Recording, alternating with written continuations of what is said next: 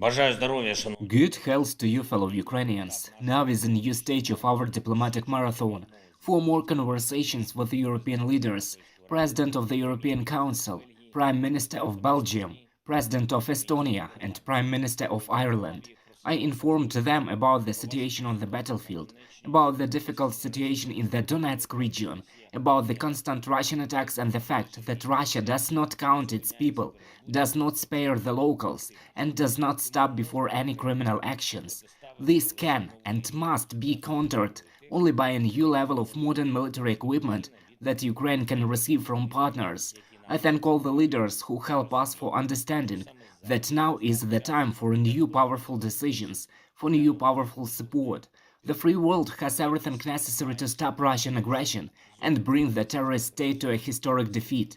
And it is important not only for us, it is important for global democracy, for all those who value freedom. It is even more important now, when Russia is gathering forces for another escalation. Together with our partners, we must do, and we are doing, everything to make it clear to Russia's masters that no escalation will help them. The defeat of the Russian aggression must remain unalterable, no matter who and what Russia tries to throw into the battle. I am grateful to the President of the European Council for understanding how important it is to maintain an unwavering support of Ukraine in this confrontation in which Russia is trying to exhaust all of us, Ukrainians, Europeans, other partners. There must be clarity of signals that we will go all the way to the defeat of Russian terror. We will go together and with the preservation of stability in Ukraine, financial and social.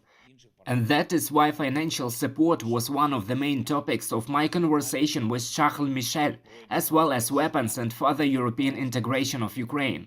I thank the Prime Minister of Belgium for supporting our diplomatic efforts, in particular our peace formula, all its fundamental elements: restoration of security, restoration of our territorial integrity, restoration of justice.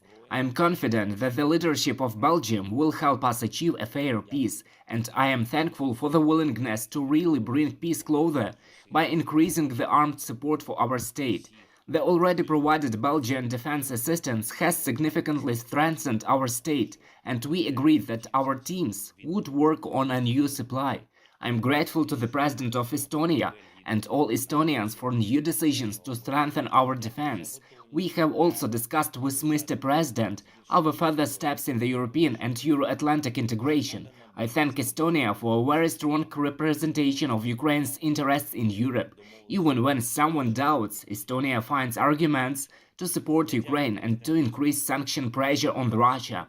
I am grateful to the new Prime Minister of Ireland for the willingness to continue the course of Ireland's comprehensive support for Ukraine. We have agreed on a powerful energy support. And I thanked Ireland for freezing Russian assets. We will work together to ensure that these funds are used for the restoration of Ukraine. In general, since my visit to Washington, I have already held about 30 talks with leaders and representatives of partner states, and I literally feel every day how the world's determination to overcome Russian aggression is growing. I thank everyone who helps us defend Ukraine and freedom. I thank everyone who fights for independence. I would like to pay special tribute to the warriors of the 46th Separate Air Mobile Brigade for their bravery and steadfastness in the defense of Soledar. Thank you, warriors. I thank everyone who works to strengthen Ukraine. And one more thing. Based on the materials prepared by the Security Service of Ukraine and the State Migration Service of Ukraine, and in accordance with the constitution of our state, I have decided to terminate the citizenship of 4 persons: Andriy Derkach, Taras Kozak, Renat Kuzmin and Viktor Medvedchuk. If people's deputies choose to serve not the people of Ukraine, but the murderers who came to Ukraine, our actions will be appropriate. And these are not the last such decisions. The services are working. Glory to Ukraine.